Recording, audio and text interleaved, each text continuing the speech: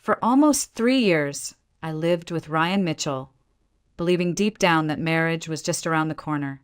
From the very beginning, he filled my head with promises of a wedding that would be nothing short of spectacular. He would say, "Sarah, just a little longer.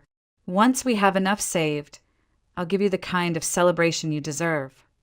He painted pictures with his words: grand halls lit by chandeliers, a designer dress, photographs so perfect they would live on in albums to show our children someday. I used to smile and shake my head, telling him I didn't need any of that. All I wanted was something simple, a day that was just ours, maybe a gathering with our closest friends and family.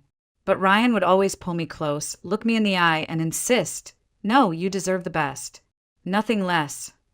In those moments, I believed him. I believed in us. My mother, however, never did. She lived across the country with her new husband, but she never missed a chance to lecture me over the phone or through text messages. "Sarah, take off those rose-colored glasses. If he really loved you, you'd be married by now. Don't waste your life waiting for a man who's only comfortable because you're doing all the giving." My brother Christopher rarely said much, but his wife, Laura, was blunt in ways that only she could be. "Sarah, I hate to say it, but it hurts to see you settling. The way Ryan talks to you, no, the way he doesn't talk to you. There's nothing good coming from this. I only needed to meet him once to know he's not the man you think he is. And his family, they made it clear they don't want you around." I always tried to defend Ryan, even when their words cut close to the truth. I would tell Laura that his family was just reserved, that they didn't mean any harm, that maybe they didn't know how to welcome someone like me. But deep down, I remembered every cold glance, every smirk. I couldn't forget the first and only time I went with Ryan to visit his mother and sister. It was on Mother's Day.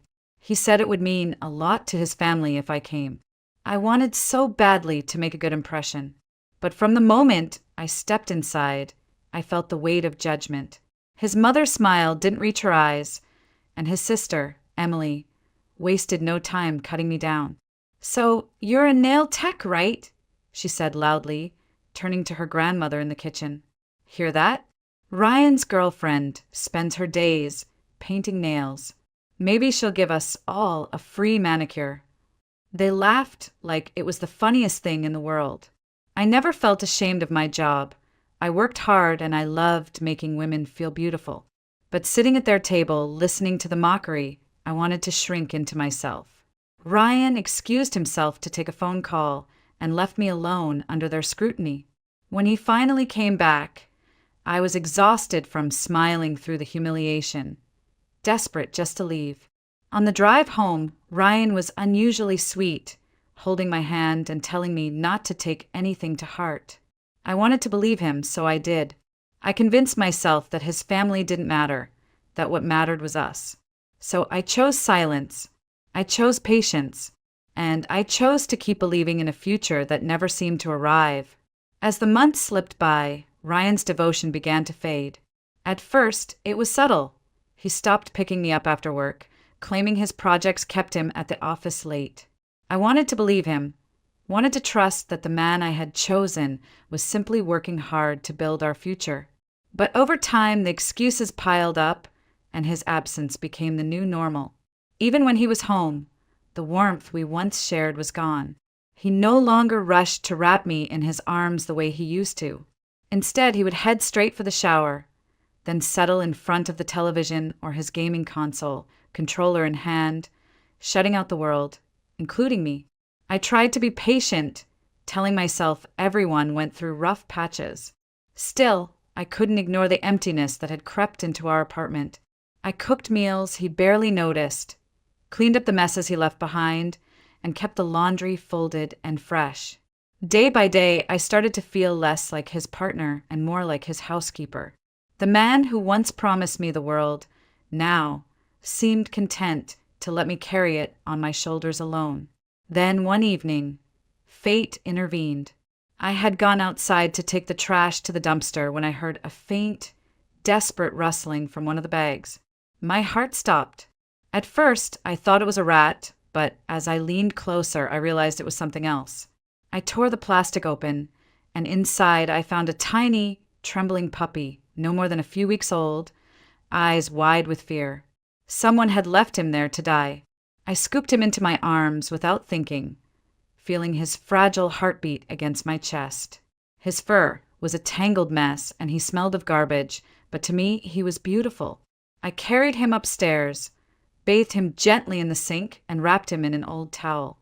I decided to name him Frodo, small, scrappy, but resilient, just like the Hobbit from the stories. When Ryan came home that night, his reaction was immediate and harsh. He wrinkled his nose, looked at the puppy with disgust, and said, "Get rid of it. I don't want a flea-ridden mutt in my apartment." I pleaded with him, telling him how I had found Frodo, how he had been abandoned and left for dead. "Please, Ryan, just give him a chance," I begged. But his face hardened, and he shook his head. "This isn't a farm, Sarah. He's just going to destroy the place. You should have left him where you found him." His words pierced me, but I refused to back down. "No," I said firmly, surprising even myself. "He stays." It was one of the few times I didn't cave to Ryan's demands. Frodo remained, curling up at the foot of my bed at night, following me from room to room, offering me the comfort Ryan no longer gave. He greeted me with unshakable joy when I came home from work, tail wagging, eyes full of love. In many ways, that little dog became my anchor. He reminded me that loyalty and devotion still existed, even if not in the man I thought I would marry. And while Ryan grew colder and more distant, Frodo filled the void, becoming my constant companion in a life that was starting to feel unbearably lonely. It happened on a gray afternoon, one of those days when the clouds seemed to hang lower than usual over Spokane. I was folding laundry in the living room when there was a sharp knock at the door. Frodo barked once, his ears twitching, and I wiped my hands on a towel before opening it.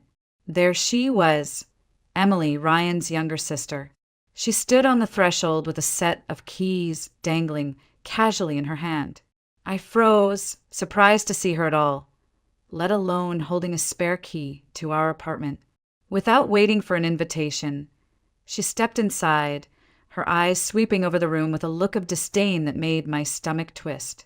"I'm not here for pleasantries," she said flatly. "Pack your things. Ryan's moving on. You're done here."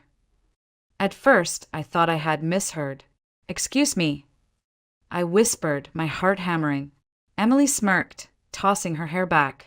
"He's getting married. To someone who actually matters. Someone who's going to help him get ahead in life. You've been fun, Sarah, but you were never part of the long-term plan." Her words cut through me like shards of glass. My throat tightened as I tried to process what she was saying. "That can't be true," I said, forcing the words out. My voice trembled. Ryan wouldn't, but the certainty I wanted so badly to feel wasn't there. I reached for my phone with shaking hands, dialing his number as Emily watched, arms crossed, her expression full of cruel amusement. Ryan picked up on the second ring. For a moment, I couldn't speak, my breath caught in my chest. Finally, I forced the question out. "Ryan, please tell me this isn't true. Tell me you're not engaged to someone else." There was a long pause on the other end, and in that silence my heart knew the answer. Then his voice came, calm and almost bored. "It's true, Sarah. I should have told you sooner. I've met someone better suited for me. Someone who can help me in ways you can't. It's time you moved on." I gripped the phone so tightly my knuckles ached. 3 years, I whispered. 3 years, and this is how you end it?" Ryan sighed, as if I were an inconvenience. "Don't make this harder than it has to be. Just leave the apartment. Emily will make sure it's taken care of." And then he hung up. The silence that followed was deafening. Emily's smirk widened as if she had won some twisted game. "You hurt him," she said, turning toward the door. "Be gone before the weekend. He's got a real future now." I stood there, numb, the phone still in my hand. Frodo pressed against my leg, whining softly, sensing my despair. My knees gave way, and I sank to the couch, the reality crashing over me in waves. the man I had built my life around, the man I defended against everyone's warnings, had discarded me without a shred of remorse. I moved like a ghost through the apartment, pulling clothes from drawers, stuffing what little I could into bags. I didn't take much, just the essentials, a few keepsakes and Frodo's leash. Everything else felt poisoned, tainted by betrayal. When I finally stepped out into the cold evening air, Frodo trotting beside me, I looked back at the place I had called home for 3 years. The windows glowed warmly, but to me it was nothing but a shell, a graveyard of broken promises. I walked away with nothing but a few bags and my dog, carrying the weight of humiliation, heartbreak, and the crushing realization that I had lost everything. When I left Ryan's apartment that night, I had nowhere to go. The air was bitter, and each step felt heavier than the last. I held Frodo's leash tightly, clutching the small duffel bag that carried what remained of my life. For a moment, I considered sleeping in my car, but the thought of sitting there in the dark with nothing but my grief and my dog broke me. So instead, I drove to the only place I could think of, my brother Christopher's house. Christopher lived on the outskirts of town with his wife, Laura, and their 2 little ones. I knew showing up unannounced in the middle of the night wasn't fair, but I didn't have a choice. My hands trembled as I knocked on the door. A light flicked on in the hallway, and soon Christopher appeared, his face creased with confusion that quickly turned to concern when he saw me standing there, tears streaking my cheeks. "Sarah, what happened?" he asked, ushering me inside without hesitation. I tried to speak, but the words caught in my throat. Laura appeared behind him, wrapping a robe around herself, her eyes wide. When she saw the state I was in, she didn't ask questions. She simply reached for the bag in my hand, set it aside, and pulled me into a hug. Within minutes, I was sitting at their kitchen table with a steaming cup of tea, while Frodo curled up on the rug near the heater. The warmth of their home wrapped around me like a blanket, and I finally managed to tell them everything. Ryan's betrayal, Emily's cruelty, the sudden collapse of the life I thought I had. Christopher's jaw tightened as he listened, anger flickering in his eyes. "I never trusted him," he muttered. "Not once." Laura rested her hand on mine. "You're safe now. That's what matters. We'll figure out the rest tomorrow." I nodded, though shame burned in my chest. I hated needing their help. I hated arriving like some broken version of myself, with no plan and nowhere else to turn. But their kindness didn't waver. That night, I slept on their couch, Frodo at my feet, and for the first time in days, I felt a flicker of peace. The next morning, as the kids clattered around the kitchen, eating cereal and laughing, Laura sat with me again. "I've been thinking," she said gently. "You can't stay here forever, not with the kids and the space being what it is. But my aunt left behind an old house not far from here. It's small and needs some fixing up, but it's empty. You could stay there for a while, at least until you get back on your feet." I blinked at her, surprised. "Are you sure?" She smiled. "Of course. It's not much, but it's yours if you want it. You need a place to start fresh, Sarah. This could be it." Tears stung my eyes again, but this time they were born from gratitude. I had lost nearly everything in one night, but in the wreckage, a new path was opening. It wasn't glamorous and it wasn't easy, but it was a chance. So with Laura's encouragement and Christopher's quiet support, I began to imagine a different kind of future. One stripped of illusions, but not of hope. And for the first time since Ryan had shattered my life, I let myself believe that maybe, just maybe, I could rebuild. Moving into my aunt's old house felt both daunting and liberating. The place was worn, with creaky floors and peeling paint, but it was mine, or at least mine to care for. Each morning, I woke before sunrise, bundled myself in layers against the damp Pacific Northwest chill, and drove nearly an hour into town for work. The commute was exhausting, especially after long shifts, but I reminded myself daily, this was the price of independence. The little house had no luxuries, but it offered something I hadn't had in years: peace. Frodo claimed every corner of it as his kingdom, bounding around the overgrown yard like he'd discovered paradise.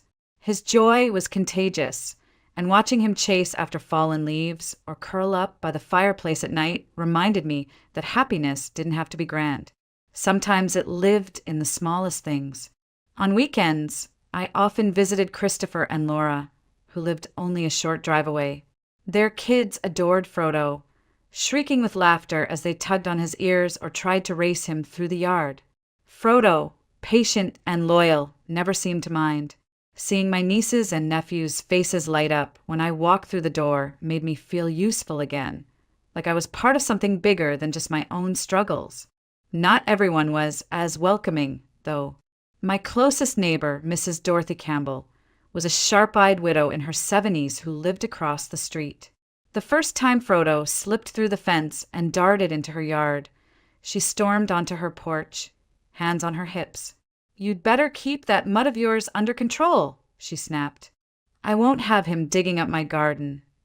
I apologized profusely, tugging Frodo back by the collar, my cheeks burning. "I'm so sorry, Mrs. Campbell. It won't happen again." Her glare softened only slightly before she turned and marched back inside. For weeks after that, she remained curt, offering little more than a nod when our paths crossed. But over time, something shifted. Maybe it was the way Frodo sat obediently by the gate each morning, wagging his tail at her, or maybe it was the sight of me trudging home late at night, shoulders slumped from the weight of the day.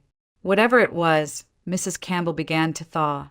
One evening, as I struggled to carry 2 grocery bags while Frodo danced excitedly at my feet, she appeared at the end of her driveway. "You know," she said gruffly, "if you keep feeding that dog table scraps, he's going to get fat." I laughed, startled by her attempt at conversation. "He earns every bite," I replied. From then on, she spoke to me more often. Short remarks at first, then longer chats about the neighborhood, her late husband, the loneliness that lingered in her empty house. I realized beneath her stern exterior was a woman who had endured her own share of losses. Slowly, she became not just a neighbor, but a companion. Between work, family, Frodo, and Mrs. Campbell's cautious friendship, my life began to take shape again. It wasn't glamorous, and it wasn't easy, but it was real. I started to believe in myself in ways I hadn't when I was with Ryan. Back then, my worth felt tethered to his approval. Now, every mile I drove, every bill I managed to pay, every dinner I cooked in that little house reminded me that I was capable. For the first time in years, I was standing on my own 2 feet, and though the future was uncertain, I no longer felt crushed by fear. Instead, I carried something else, quiet strength, the kind that comes only from surviving heartbreak and daring to start over. It was late January when it happened, one of those nights when the cold sank deep into your bones no matter how many layers you wore. The wind rattled the windows of my little house, and the trees outside groaned under the weight of snow. I had just settled into bed with Frodo curled at my feet when he suddenly shot upright, ears pricked. His growl started low, then turned into frantic barking. At first, I thought maybe a raccoon was nosing around the garbage bins, but Frodo darted to the door, scratching and whining with urgency. My heart raced. I pulled on my coat and boots, grabbed a flashlight, and followed him out into the bitter night. The air cut across my face as we moved down the driveway, Frodo straining against the leash. He led me past the gate, toward the line of pines that bordered the property. His barking grew sharper, desperate, until suddenly he stopped at the base of one of the trees and pawed furiously at the snow. I aimed the flashlight down, and my breath caught in my throat. Nestled there, wrapped in a thin blanket that was already stiff with frost, was a baby girl. Her tiny fists flailed weakly, her cries thin and raspy against the howling wind. For a second, the world seemed to tilt, my mind refusing to believe what I was seeing. I dropped to my knees, my hands shaking as I pulled back the blanket. She was so small, her skin pale from the cold, but her eyes blinked open, staring up at me with a kind of pleading innocence that broke me in two. Tucked beside her was a crumpled note, scrawled in hurried handwriting. "Please take care of her." "I can't." My hands moved before my mind caught up. I lifted her into my arms, cradling her against my chest, trying to shield her from the cold with my coat. She was lighter than I expected, fragile, as though the world itself could crush her. I fumbled for my phone, dialing 911 with fingers numb from the wind. "There's a baby!" I gasped when the dispatcher answered. "Someone left a baby outside my house. Please hurry." Within minutes, the flashing lights of an ambulance cut through the darkness, followed by a sheriff's cruiser. Paramedics rushed forward, wrapping the child in thermal blankets, checking her vitals with practiced hands. One of them looked up at me. "She's cold, but she's stable. You found her just in time." The sheriff, a tall man with a weathered face, asked me questions as the paramedics worked. Where exactly had I found her? Did I see anyone nearby? Did I touch anything besides the baby? His voice was calm, professional, but his eyes softened when he glanced at the little girl. I answered as best I could, though my mind was still reeling. The baby's cries had quieted, and she now lay bundled in the paramedic's arms, a tiny figure against the chaos of uniforms and flashing lights. As they prepared to take her to the hospital, I reached out without thinking, letting my fingers brush against her cheek. It was warmer now, her color returning. She blinked at me, and in that fleeting moment, something inside me shifted. It wasn't pity. It wasn't just relief. It was a fierce, protective instinct I had never felt before, like a flame igniting in the cold night air. I knew she wasn't mine. I knew I had no right to claim her, no promise of what would come next. But as I stood there, watching the ambulance doors close around her, I felt it in the marrow of my bones. A piece of my heart had gone with her. Frodo nudged my leg, whining softly as the vehicles pulled away. I stared after them, the snow swirling in the beam of my flashlight, and whispered to myself words I barely dared to believe. She deserves better, and maybe I could be that better. After that night, I couldn't get the baby out of my mind. I lay awake for hours, hearing her thin cries echo in my ears, feeling the fragile weight of her in my arms. The paramedics had taken her to the hospital, but in my heart, she had already carved out a space. I told myself it was foolish, that someone else would step in, that she would be placed in the system and eventually find a family. Still, the thought of her lying in a crib somewhere, surrounded by strangers, made my chest ache. Days passed, and I found excuses to call the hospital, to ask if she was still there. Eventually, a social worker gave me the number for the county's child services office. I dialed it with trembling hands, asking the question I hadn't dared say out loud until that moment. What would it take for me to foster her, to adopt her? The woman on the other end explained the process carefully, her voice professional but not unkind. Background checks, training courses, interviews, home visits. A home study where a caseworker would examine every inch of my life. She didn't sugarcoat it. Being single without a stable home of my own would make things harder. But she didn't say it was impossible. I filled out the paperwork anyway, staying up late to answer every question in detail.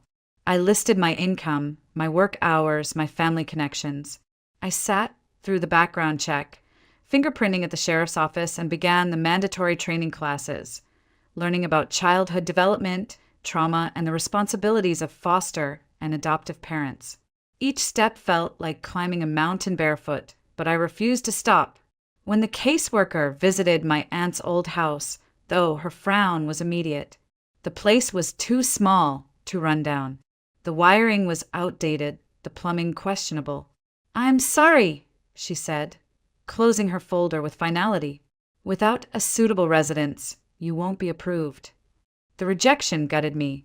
I drove home that night in silence, tears blurring the road. It felt like losing Ryan all over again. Only this time, I wasn't just losing a man. I was losing a chance to be the mother to a child who desperately needed someone. I confided in Laura the next day, choking on the words as I told her about the denial. She listened, her eyes steady, and when I finished, She reached across the table and squeezed my hand. "Then we'll fix it," she said simply. A week later, she and Christopher sat me down with paperwork of their own. They were transferring the deed of the house into my name. "It was my aunt's," Laura said, her voice calm. "She would have wanted it to mean something. And you, Sarah, you need this more than we do. You can't fight without the right tools." I couldn't speak. Gratitude and disbelief crashed over me in waves. Owning that little house changed everything. I resubmitted my application, went through another inspection, and this time the caseworker's tone softened. It wasn't perfect, but it was safe and it was mine. Not long after, I was granted visitation rights. The first time I saw her again, at the foster home where she had been placed temporarily, my knees nearly buckled. She was sleeping in a crib, tiny fists curled, her chest rising and falling. When the caregiver placed her in my arms, she blinked up at me and recognition sparked in her eyes. Or maybe it was just my desperate heart projecting. Either way, I knew. I whispered her new name into the quiet room, Diana. She stirred slightly, as if the sound comforted her, and in that instant I understood. No matter how long it took, no matter how many battles lay ahead, I would fight for her. She was mine in all the ways that mattered. Just when I thought things were finally moving forward, the call came. A caseworker from Child Services explained, in that carefully measured tone professionals use when delivering bad news, that my petition to adopt Diana had been denied again. "We admire your dedication, Ms. Mitchell," she said, "but there are concerns about your financial stability and support system. We can't approve the placement at this time." Her words sank into me like ice. I had worked so hard, fought through every hoop, and still it wasn't enough. After I hung up the phone, I sat at the kitchen table with my head in my hands, Frodo pressing against my leg as though he could hold me together. I couldn't stop thinking about Diana, about the possibility that she could be placed with someone else, that she could slip away from me forever. But I wasn't alone. When Laura heard what had happened, she didn't hesitate. She rallied Christopher, neighbors, and even Mrs. Campbell across the street. People I barely knew, parents from the local school, the sheriff's deputy who lived a few blocks over, even my co-workers at the salon, wrote letters on my behalf. They described me as dependable, hardworking, loving. They spoke of the nights I had sat with their children, the hours I spent helping out at church events, the way Frodo had become the unofficial mascot of the neighborhood. Reading their words made me cry in a way I hadn't cried in years. For so long, I had felt invisible, diminished by Ryan's indifference and his family's contempt. But now, all around me, people were standing up and saying I mattered, that I was enough. And then, as if fate wanted to test me further, Ryan appeared again. It was a cold evening when I opened the door and saw him standing there, leaning against a frame like he belonged. He looked different, more polished, with a new coat, a fresh haircut, but his eyes carried the same arrogance I remembered. "Sarah," he said, as though my name tasted strange on his tongue. "I heard about the baby. Word gets around." He pulled an envelope from his pocket and slid it onto the counter without asking to come in. "Consider this. Support." I stared at him, stunned. Inside the envelope was cash, thick stacks of it. My first instinct was suspicion. What did he want? Why was he here? But I didn't ask. I simply nodded, tucked the money away, and told him to leave. He smirked, as if he had done something noble, then walked back into the night without another word. That money became my weapon. I hired a lawyer, someone with experience fighting the state when bureaucracy failed children. She was sharp, relentless, and for the first time since the night I found Diana in the snow, I felt like I had a real chance. The courtroom was stark, its walls cold, but I will never forget the warmth in my chest as my lawyer presented my case. She laid out the evidence, the letters of support, my stable home, my consistent employment, the countless hours I had spent proving my readiness. The state's attorney argued, but their voice was drowned out by the truth, by the undeniable fact that I loved Diana, and I was prepared to give her everything I had. When the judge finally spoke, I held my breath, so tightly I thought my lungs might burst. It is the ruling of this court that Diana shall be placed permanently with Sarah Mitchell. For a moment, I couldn't process it. Then the words sank in, and tears spilled down my face. Frodo barked once from where he was waiting outside, as if he knew. I was shaking when they handed her to me, her small body warm against mine. I was no longer just Sarah. I was her mother. And nothing, no man, no mistake, no shadow from the past could take that away. Life after the adoption felt like breathing fresh air after years of suffocating. I woke each morning to Diana's cries or laughter, and even the exhaustion of late-night feedings felt like a blessing. Frodo became her guardian from the very first day, sleeping beside her crib, following us from room to room, as though he understood this child was now his charge too.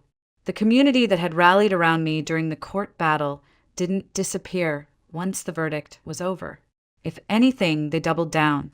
Laura visited often, bringing home-cooked meals or babysitting so I could rest. Christopher stopped by on weekends, fixing things around the house. Mrs. Campbell, who once seemed so sharp and distant, turned into Diana's honorary grandmother, rocking her gently on the porch swing while telling stories from her youth. For the first time in years, I wasn't fighting alone. I was surrounded, supported, and held up by people who believed in me. Ryan appeared once, not long after the adoption was finalized. He stood on my porch, shifting his weight as though he belonged there. His words were honeyed, his smile practiced, but I could see through it now. He talked about us, about the years we'd shared, about how maybe we could try again, start fresh. I looked him in the eye, holding Diana against my chest, and told him no. There was no anger in my voice, no need for theatrics, just finality. You had your chance, Ryan. This family doesn't need you. He left with a shrug, but the moment the door shut behind him, I felt lighter, freer than I ever had before. Work became more than a means to survive. It became a way to thrive. My client base grew steadily, and soon I was able to balance motherhood with a career that gave me pride. Each paycheck, each tip, each satisfied customer reminded me that I could stand on my own. The years slipped by quickly. Diana grew into a bright, curious child with wide eyes and a laugh that could shatter the darkest moods. She ran through the yard with Frodo at her side, chasing butterflies in the summer and making snow angels in the winter. She was the heart of our little family, her joy stitching together every wound I had carried. 5 years passed in the blink of an eye. I sometimes caught myself staring at her while she colored at the table or read aloud from her favorite books, marveling at how far we had come. Diana was smart, kind, and full of life. Everything I could have hoped for and more. At night, when I tucked her in and she whispered, "I love you, Mom," I felt a peace I once thought was impossible. The pain of betrayal, the sting of rejection, all of it seemed like another lifetime. Because here, in this quiet house with my daughter and my dog, I had found everything I truly needed. It was a quiet Sunday afternoon when everything changed. Diana was 5 by then, all long legs and messy braids, running through the yard with Frodo at her heels. I stood at the kitchen window, drying dishes, when I noticed her slow down near the fence. She wasn't chasing butterflies or tossing a ball. She was talking to someone. My chest tightened. I stepped outside, the crisp air biting at my cheeks, and saw a man standing on the sidewalk. He was tall, broad-shouldered, with streaks of gray in his dark hair. His clothes were neat but worn, like someone who had known better days. Diana's voice floated back to me, cheerful and unafraid, as she asked him questions the way only a child could. "Sweetheart," I called, walking quickly toward them. Frodo barked once, protective, circling Diana. The man raised his hands slightly, a gesture of peace. "I didn't mean to frighten you," he said, his voice low, almost gentle. His eyes lingered on Diana in a way that made my stomach knot. I had to see her. "See her," I demanded, stepping between them. "Who are you?" He hesitated, pain flickering across his face. "My name is Richard Harrington. And I believe that little girl, she's my daughter." The world tilted beneath me. That's impossible, I said firmly, pulling Diana close. She was abandoned, left to die in the snow. Whoever you are, you're mistaken. But Richard shook his head, his jaw tight. No, I know her. I would know her anywhere. Let me explain. Against every instinct screaming at me to shut the door in his face, I listened. He told me a story that sounded like it had been torn from some tragic novel. Years ago, his wife had grown distant, entangled in an affair. When she found herself pregnant, she convinced him the child was his, but the lies unraveled quickly. He discovered her betrayal, confronted her, and their marriage collapsed. In the chaos, he said, his wife made a desperate move. She planned to disappear, taking their baby with her, but tragedy struck. There was an accident, whispers of foul play, and in the wreckage, he had been told his daughter was dead. For years, Richard lived with that grief, carrying the hollow ache of loss, never knowing the truth. And then, by some cruel twist of fate, he discovered otherwise. Paperwork, a rumor, a chance conversation with someone who had worked at the hospital years back. Piece by piece, he uncovered the possibility that his daughter had survived, hidden away, discarded like she didn't matter. And now, standing here, he was certain Diana was the child he had lost. I felt dizzy, holding Diana tighter as she blinked up at me, confused but unafraid. Every instinct screamed to protect her, to shield her from the weight of his words. But deep down, something shifted. His story, as wild as it sounded, carried a raw truth I couldn't ignore. The letter I had found that night in the snow flashed in my mind. Please take care of her. I can't. Who had written it? A desperate mother? A woman cornered by her own lies? My knees felt weak as the realization settled in. Diana wasn't just the baby I had stumbled upon by chance. She was someone's daughter. She was his daughter. The air seemed to thicken around us, Frodo whining softly at my side. Richard's eyes glistened with tears he fought to hold back. I don't want to take her from you, he said quietly. You've clearly given her the life I couldn't, but she deserves to know the truth. And maybe we can give her more together. I didn't answer right away. The ground beneath me felt unsteady, the future suddenly full of questions I hadn't prepared to ask. All I knew was this: my life with Diana was no longer just mine to define. A door had opened, one that led to a complicated, painful, but perhaps hopeful new beginning.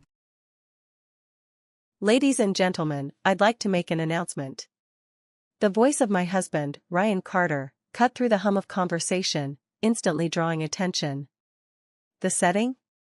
A lavish anniversary party at the Astoria, one of New York's most exclusive restaurants. The occasion? 12 years of marriage. The atmosphere? Warm, elegant, filled with laughter and the clinking of wine glasses. But this wasn't part of the plan. I set down my wine glass, my fingers resting lightly on the stem, and turned toward him. Ryan stood at the head of the long banquet table, his stance confident, his expensive blazer fitting him perfectly. He was always good at looking the part, like the ideal husband, the successful coach, the man in control. But what really caught my eye wasn't his polished appearance. It was the thick envelope in his hand. A subtle hush fell over the room as guests exchanged puzzled glances. I could almost hear the collective intake of breath, the quiet anticipation hanging in the air. Ryan exhaled theatrically, as if what he was about to say required great courage. Then, he turned to me, his voice calm, deliberate. Olivia, we've had 12 incredible years together. But I think it's time for us to go our separate ways. I've found someone who truly understands me. I want my freedom. The weight of his words settled like a heavy fog over the room. For a split second, silence stretched between us. Then, the whispers began. I didn't need to turn my head to know what was happening. I could feel the shift in the air. Our friends, our colleagues, my business associates, they were shocked. Some looked horrified, others intrigued. A few discreetly raised their phones, recording what they clearly sensed was about to be a public spectacle. Ryan was savoring this moment. He thought he had the upper hand. Slowly, he placed the envelope on the table in front of me and slid it across, his fingers lingering as if emphasizing his control over the situation. Divorce papers. Right here.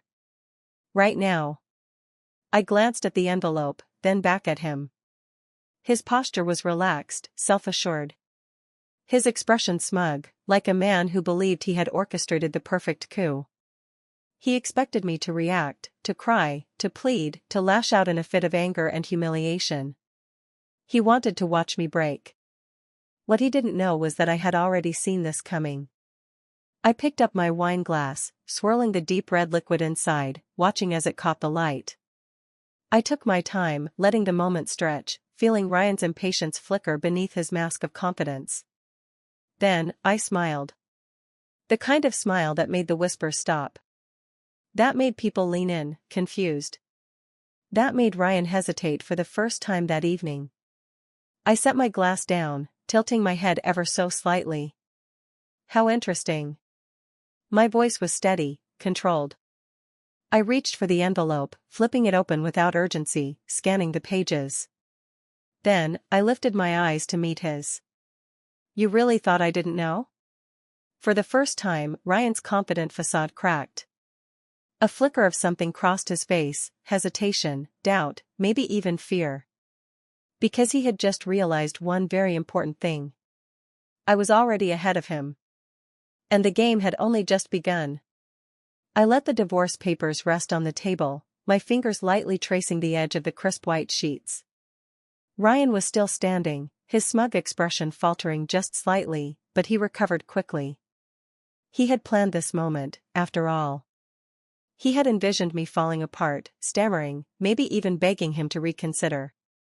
He wanted the power, the control, the satisfaction of knowing he had shattered me in front of an audience. But I had no intention of giving him what he wanted.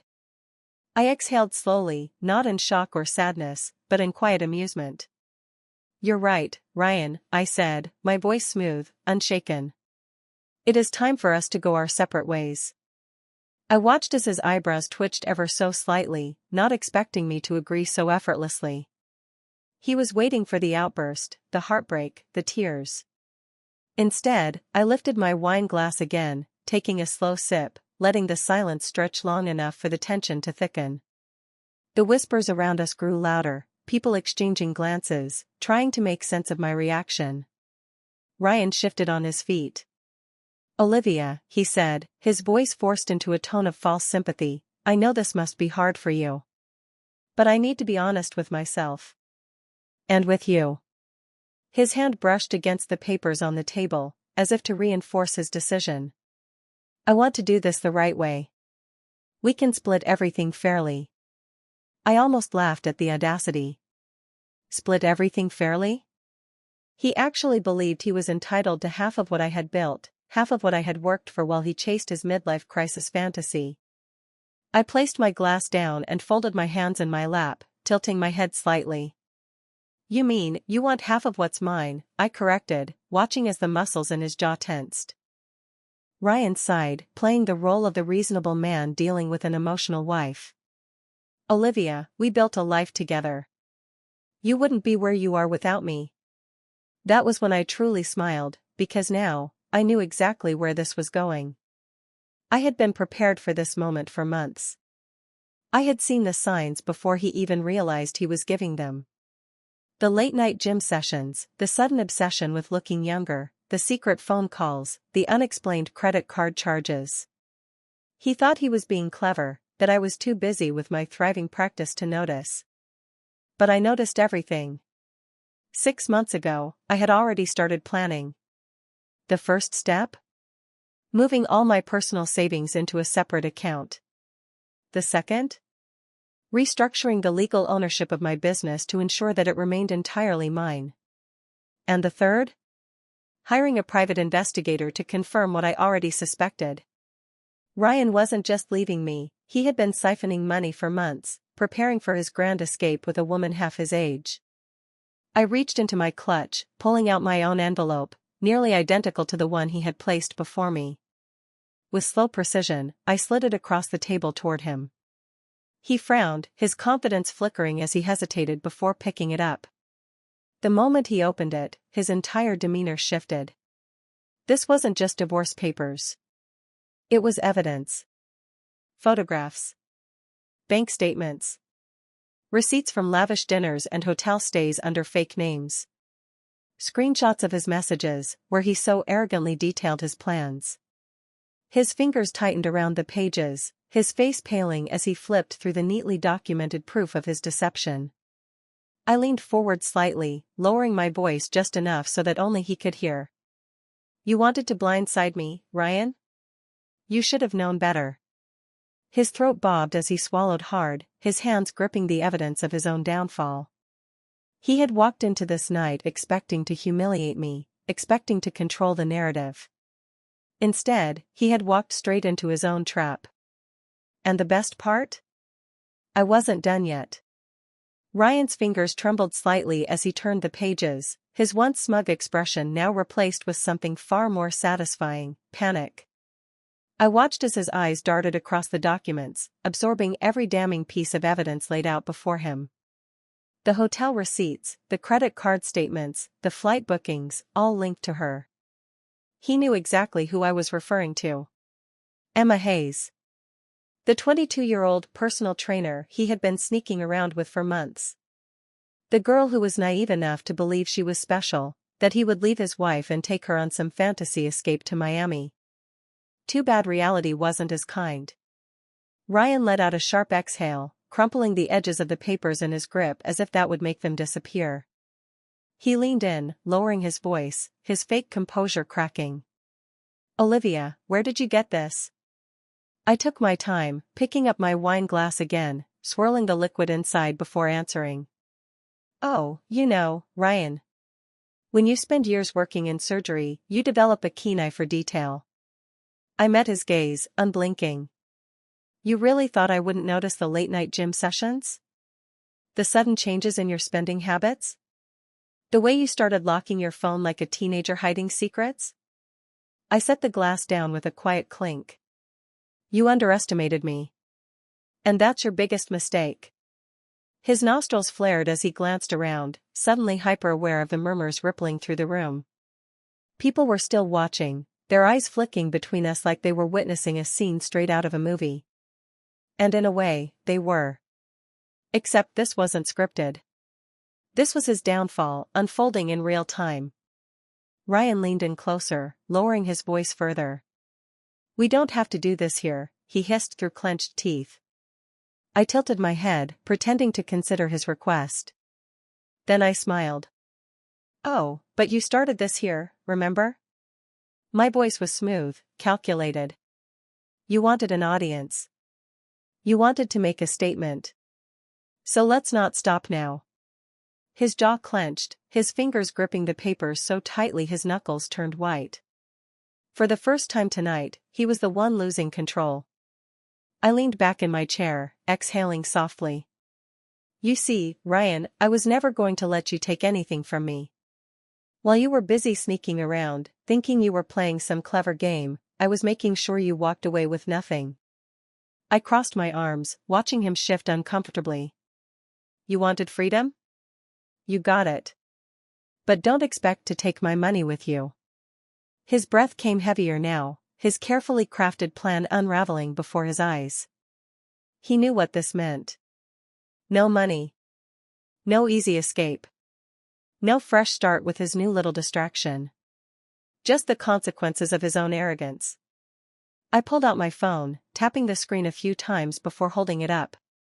Oh, and one last thing.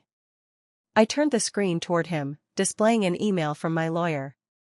Your access to our joint accounts? Revoked. Your name on any financial assets? Removed. That Miami getaway you were so looking forward to?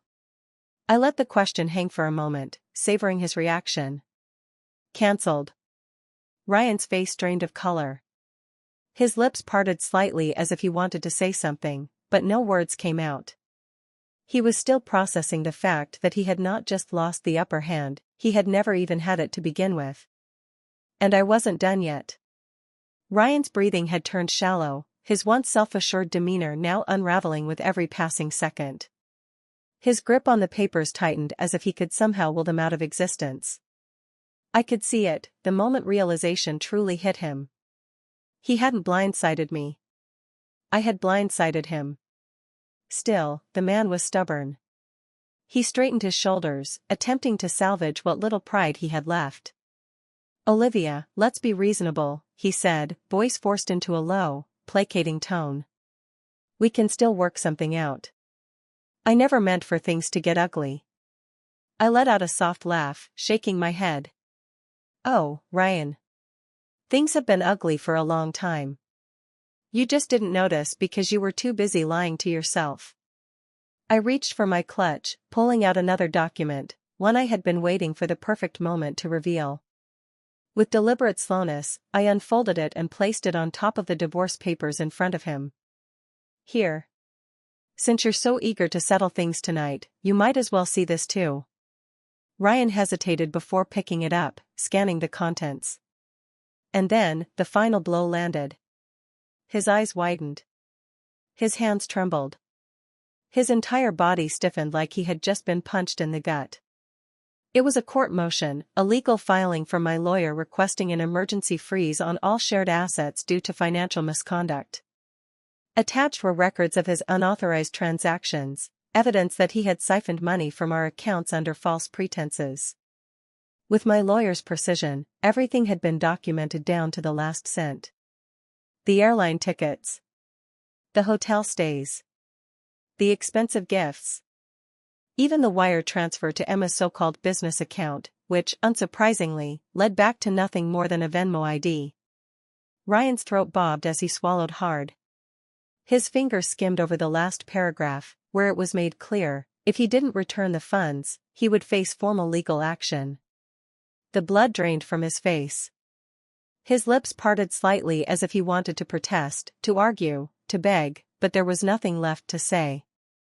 I exhaled, feigning sympathy. "Oh, and before you even think about trying to access our accounts again, don't bother." I gestured toward my phone. "The emergency freeze is already in effect. That means your personal accounts are next, Ryan." I imagine that'll be a problem since, well, I leaned in slightly, lowering my voice just enough so only he could hear. "I know your credit cards are maxed out." He flinched. I saw the way his throat tightened, how his hands twitched slightly at his sides. He knew I was right. Ryan had been living beyond his means for months, spending recklessly on a lifestyle he couldn't afford without me. And now? He had nothing. The tension in the room was suffocating. Guests were shifting uncomfortably in their seats, whispering amongst themselves. A few of them had discreetly put away their phones, sensing that they were no longer watching a spectacle but a complete and utter destruction. Then, just when I thought Ryan couldn't look more humiliated, his phone buzzed on the table. A message. The screen lit up.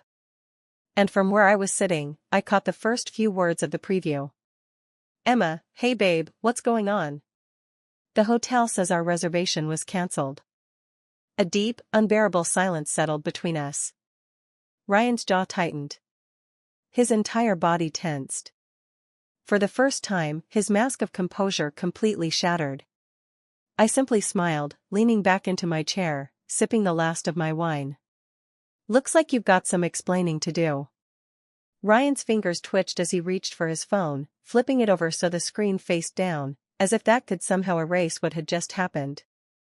His eyes darted around the room, looking for an escape, but there was none.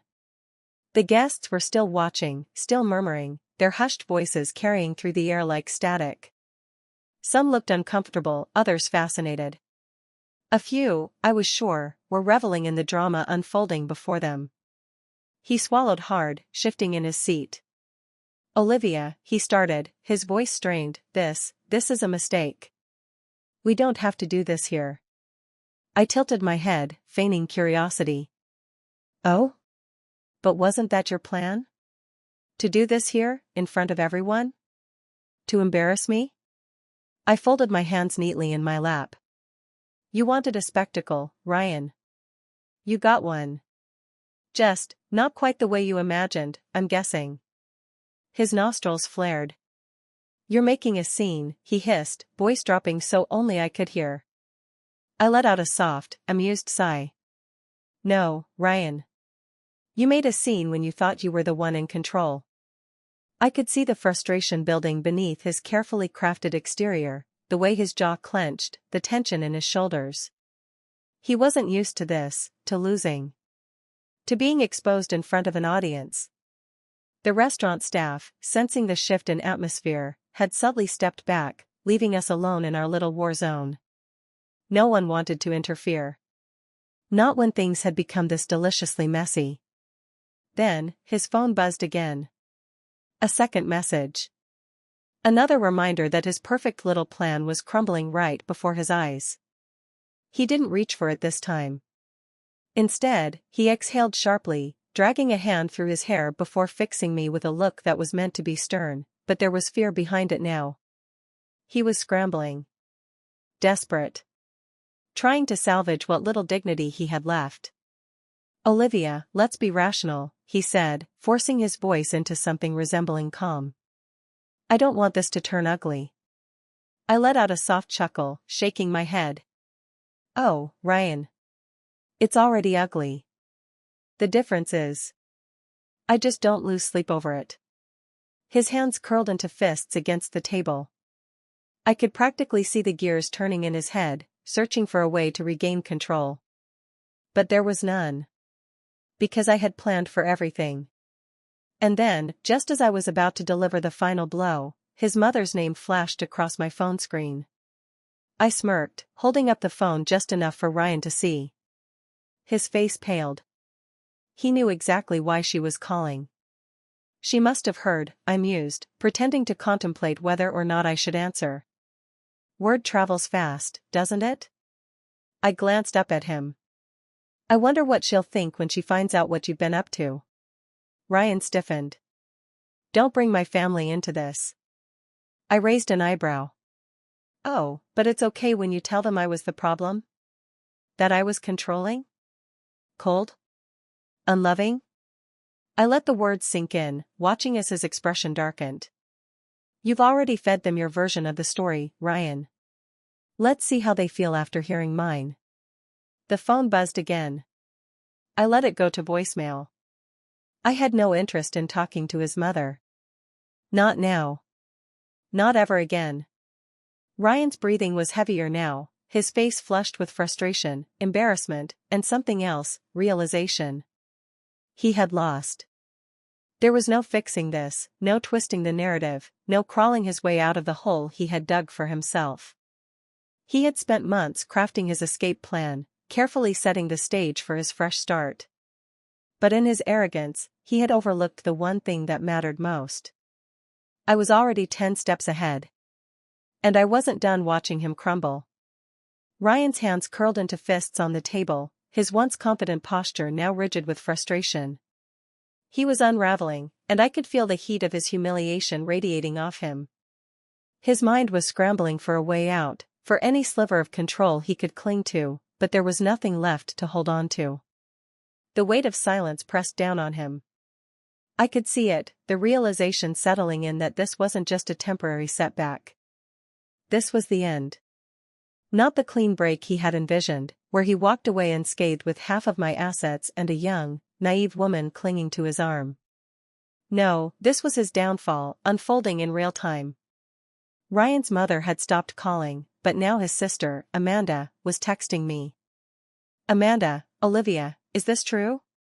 I glanced up at Ryan, my lips curling into a small smile as I tilted my phone just enough for him to see the message. His jaw tightened. He knew exactly what it meant. The moment his family got involved, the entire facade he had built, the lies he had spun to justify his actions, would start to collapse. You told them I was the villain, I murmured, slipping my phone back into my clutch. That I was cold. Controlling. Unloving. I tapped my fingers idly against the table. I wonder how they'll feel after seeing the evidence. Ryan sucked in a sharp breath through his nose. He was barely keeping it together now, but he was still trying, desperately clinging to the last shreds of his pride. And then, as if the universe wanted to twist the knife a little deeper, the restaurant manager approached our table. "Mr. Carter?" The man's voice was professional, but there was something else behind it, a quiet satisfaction. "I apologize for the interruption, but it seems your credit card has been declined." I bit back a laugh. Perfect timing. Ryan's entire body tensed. He blinked, caught completely off guard. "What?" The manager remained calm, his hands folded neatly in front of him. "Your card was used to secure tonight's reservation, but when we attempted to process the payment, it was declined." He paused. "Would you like to provide another form of payment?" The restaurant had been reserved under Ryan's name. He had planned this as his moment. His triumph. He had probably envisioned me sitting here, humiliated and blindsided, while he basked in the glow of his new freedom. And yet, here we were, the entire night backfiring in the most spectacular way. I leaned forward slightly, resting my chin on my hand. "Oh, Ryan," I said sweetly. "Did you forget? I removed you as an authorized user on our accounts." His lips parted slightly, as if the words had physically knocked the wind out of him. The manager, sensing the tension, cleared his throat. "Mrs. Carter, would you like us to transfer the bill to you?" I smiled, standing up and grabbing my clutch. "Oh no, that won't be necessary." I turned to Ryan. "I'm sure my soon-to-be ex-husband can figure it out." Ryan shot me a glare, but it lacked its usual fire. He was a man defeated. A man who had played the game and lost spectacularly. I stepped away from the table, feeling the weight of every eye in the restaurant on me. The whispers were louder now, the murmurs of a story that would spread like wildfire. And as I walked toward the exit, I allowed myself one final glance back. Ryan was still sitting there, his hands gripping the divorce papers and financial records I had handed him, his face pale, his breathing uneven. His perfect plan lay in ruins before him. And I had never felt lighter. The cold night air hit my skin as I stepped outside the restaurant, but the satisfaction burning in my chest kept me warm. I could still hear the hushed murmurs from inside, feel the weight of dozens of eyes watching me walk away, not as a broken woman, not as a victim, but as someone who had just won a war before her opponent even realized the battle had begun. I took my time slipping into the waiting town car, crossing my legs as I pulled out my phone. I had one last loose end to tie up. Ryan had spent months weaving his lies, convincing his family, his friends, even himself that I was the problem. That I was distant, controlling, too caught up in my career to appreciate him. And I had let him, because why argue when I knew the truth would reveal itself in the end? Now, the truth was out, and the people he had manipulated were beginning to see him for what he truly was. My notifications were lighting up, calls from mutual friends, text messages from his sister, but the one that truly made me smirk was from Emma. "Emma, Ryan isn't answering me. What's going on?" I stared at the message for a long moment, debating whether or not I should respond. A part of me almost felt sorry for her. Almost. But then I remembered the hotel reservations, the expensive dinners, the smug little smile she gave me the one time we met at his gym, before she realized I knew exactly who she was. So instead of a reply, I did something better. I took a screenshot of Ryan's financial records, the ones proving he had drained his accounts dry for her, and sent it to her without a single word. The moment the message showed as read, my phone buzzed violently with an incoming call from her. I let it ring. Then another. And another. I let them all go to voicemail, a small smile tugging at my lips. Let her panic. Let her realize that Ryan Carter was not the Prince Charming she thought he was, but a desperate, broke, washed-up man who had just lost everything. The car pulled into my driveway, the soft glow of my home's exterior lights greeting me. My house, the one Ryan had repeatedly asked me to put his name on, as if I were that naive. The one I had inherited from my grandmother, kept in my name only, despite his subtle, persistent suggestions over the years. Another thing he had failed to steal from me. Stepping inside, I inhaled deeply, feeling an unfamiliar sensation settle over me. Peace. Not relief, because I had never been afraid of losing him. Not sadness, because I had mourned the loss of our marriage long before tonight. Just peace. I poured myself a glass of wine, the expensive kind Ryan always insisted was a waste of money. A special occasion bottle. And if this didn't qualify as a celebration, I didn't know what did. As I settled onto the couch, my phone buzzed one last time. Ryan, you think you're so smart, but you're going to regret this. Half of your business is mine, and I'll make sure you pay for what you did tonight. I sighed, taking another sip of wine before forwarding the message to my lawyer. Let him dig his grave deeper. He had already lost everything, but if he wanted to drag himself further into legal ruin, I wasn't going to stop him. Sometimes, the best revenge is simply being prepared. The next morning, I woke up to a flood of messages. Some from mutual friends, some from people who had been at the restaurant last night, and, of course, several from Ryan. I ignored all of them, except for one, a text from my lawyer.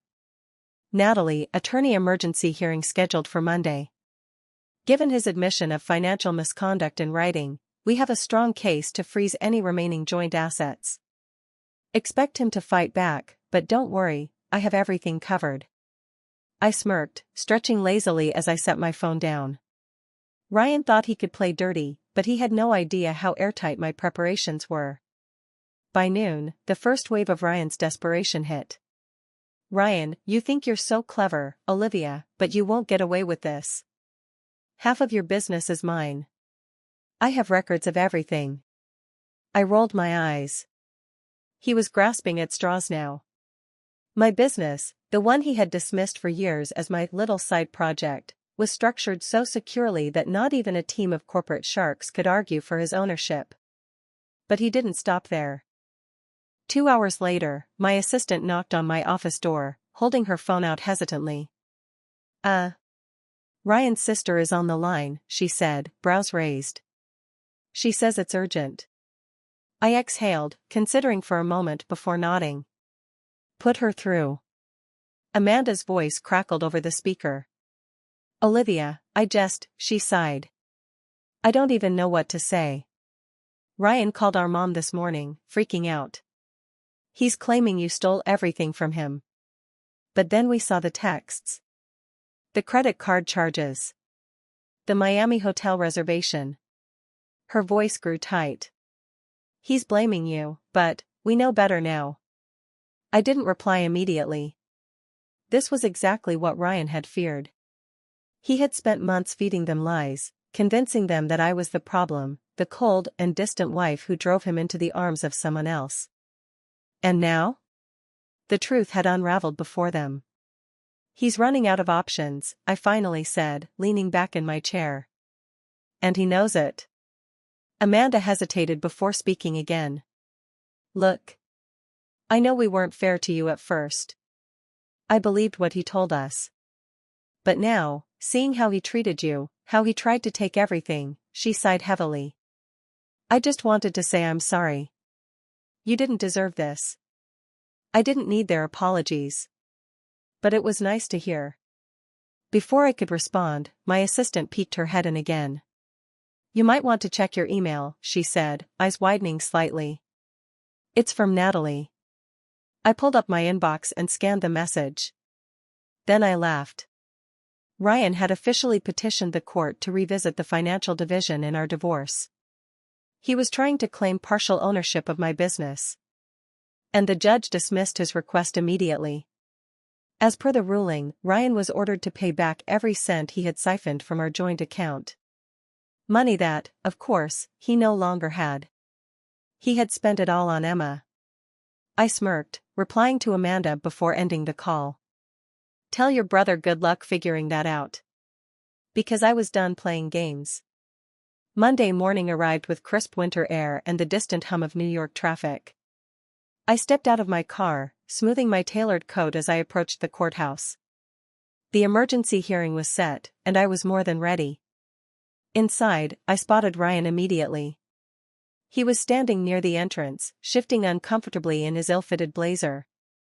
The designer wardrobe he had once flaunted was gone, most likely returned in a desperate attempt to recover some cash.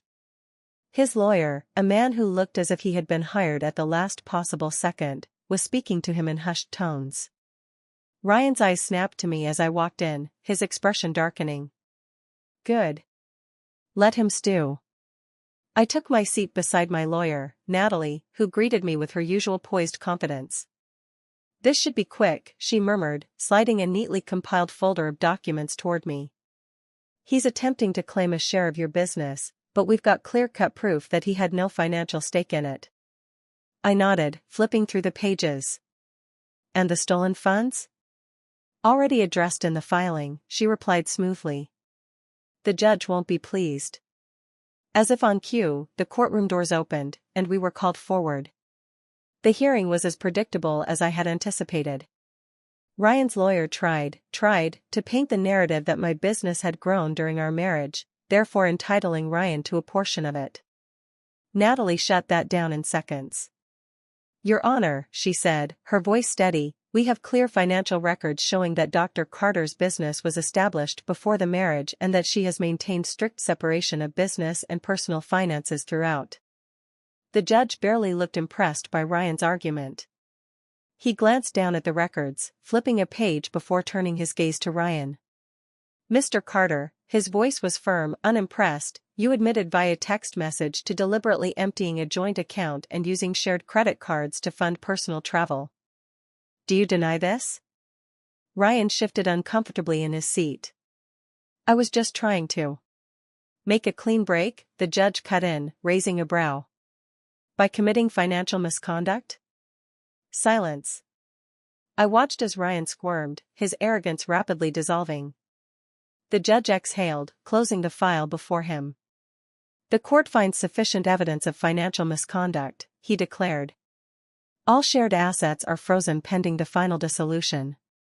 Additionally, Mr. Carter is ordered to return any funds removed from joint accounts within 24 hours.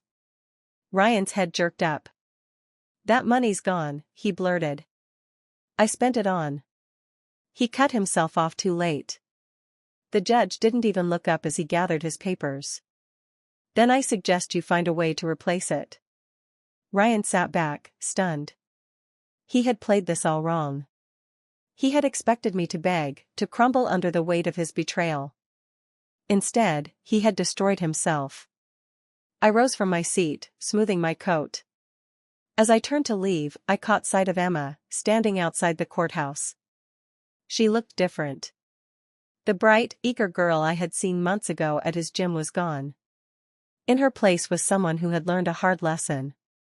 As I passed her, she hesitated before speaking. I owe you an apology, she murmured, voice quieter than I had ever heard it. I believed everything he told me. That you were cold. Controlling. She exhaled, clutching her purse like a lifeline. Then I watched him try the same manipulation on me. I studied her for a moment, then simply said, he wasn't looking for love, Emma. He was looking for a way to escape responsibility. She nodded, biting her lip. Yeah. I see that now. And then, just like Ryan, she was left standing alone. I stepped outside, the cold air filling my lungs as the weight of this chapter finally lifted. Ryan had lost. And I had never been stronger.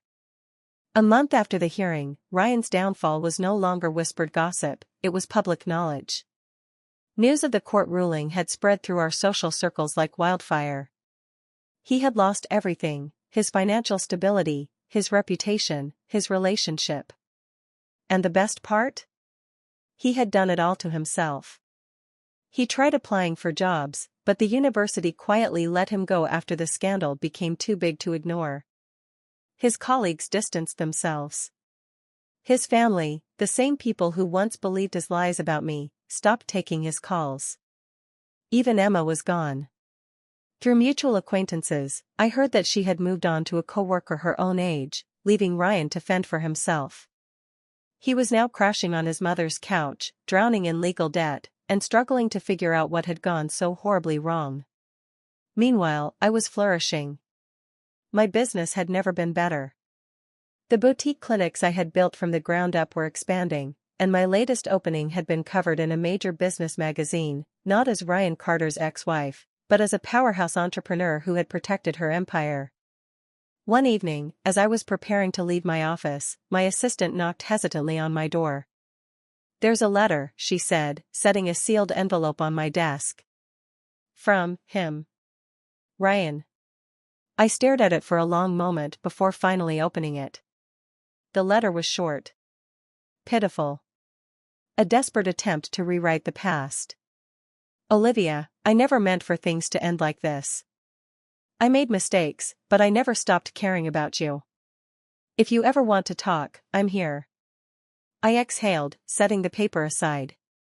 There was nothing left to say. Instead, I turned to my office wall, where a single framed screenshot hung.